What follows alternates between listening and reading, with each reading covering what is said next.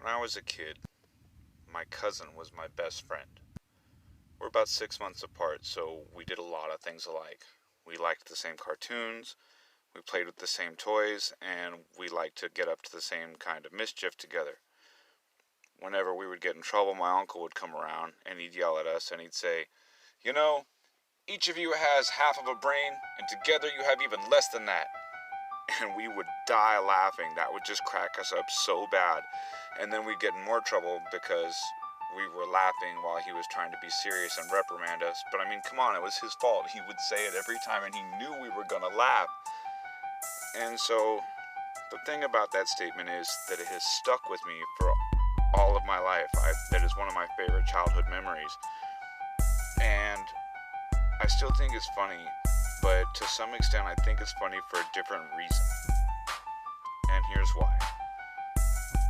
Because I've come to find as an adult that your brain can be your worst enemy. Alright? Whether you have half a brain or a whole brain, your brain can be your worst enemy. What people don't realize is that your brain and your mind are two totally different mechanisms. People think they're the same thing, but they're not. Alright, your brain is just a muscle. It's like your biceps, your triceps, or even your heart. It has a job to do, and if you exercise it properly, it'll do that job very well. But your mind is so much more. Alright, let's put it a different way. Your brain is the command center for your body, but your mind is the communication center for your soul, for your essence, for your being, for who you are. Okay? Your brain is part of your body. Your body is not who you are. It's just how you get around. Your body is a vehicle. It's like a car. It's how you get around. Alright? So if your body is the car, that makes your brain the engine of the car, which makes your mind the person behind the wheel. Okay, because much like today's modern cars, your brain's only job is to keep you safe. Your mind's job is to get you where you're going in life. Alright? Now, you wouldn't let the car drive itself. You can't do that with your brain either. Because your brain doesn't care about what you want. Your brain only cares about keeping you safe. So your brain, again, can be your worst enemy because it will talk you out of doing things that you want to do. Let's say, for example, you want to go skydiving. Alright, you take the classes, you pack your chute, you get in the plane, you're thousands of feet up in the air, and then you stand up to jump, and your brain is that little voice inside your head that goes, wait, what are you doing? Sit back down. We can't do this. This is scary. You could get hurt. You could even die. And your mind is the voice that responds and says, I'm aware of that. I took the classes. I paid the money. I'm already up here, and this is something I wanted to do for a long time. So we're going to do it. Let's go. And then you jump. And if you paid attention and followed the instructions, you landed safely, and you've got a great story to tell your grandkids. Why?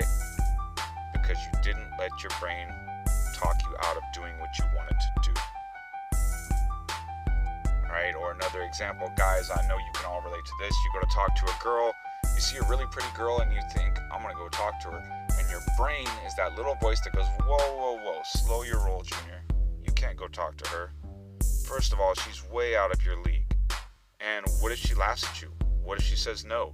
What if she's got a big boyfriend who's gonna come over and beat you up for talking to his girl?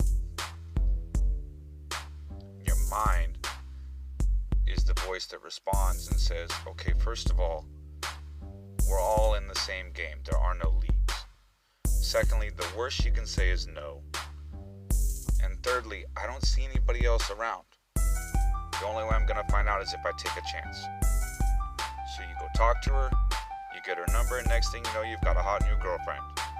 And that's because you listened to your mind and not your brain. Can't let your brain be in charge. Your brain will be your enemy. It will talk you out of doing the things that you want to do. But there's a way around this. You have to teach your mind how to trick your brain. Okay, some of you may remember in an earlier speech I talked about how when I start to feel like I'm tired, I start to feel like I'm dragging a little bit, I tell myself, I'm not tired, I'm a machine, and machines don't get tired, I'm not tired. And when you say that, that tricks your brain, and your brain goes, really? We're not tired? Okay, cool. And it jumps on board, and you get a little bit more energy, and you can work for a little bit longer without being tired. And that's just one example. So that's what I'm talking about. You've got to learn to control your mind so that your mind can control your brain. So I'm going to leave you with this thought. As you go through your day, I want you to analyze the choices and the decisions that you make. I want you to assess and analyze the actions that you take. Especially if you make a mistake somewhere.